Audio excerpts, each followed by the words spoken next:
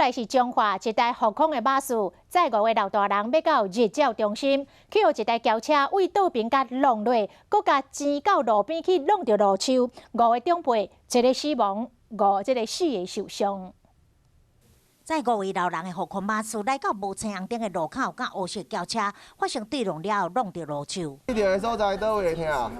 我试着的所在才会疼的。消防员甲巴士5位受伤的长辈救出来，其中上严重的92岁阿嬷，伊的面甲头拢受伤，骹手骨盘骨折，送到病院情况无乐观，家属放弃急救，病医宣告死亡。过来哦，对方嘞，对方在过来。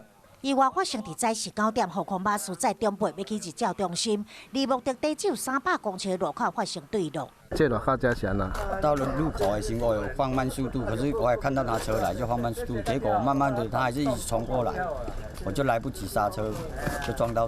警方呼吁民众经过无信号灯的路口，这速度一定要放慢，而且按照规定，倒边的车爱让正边的车先过。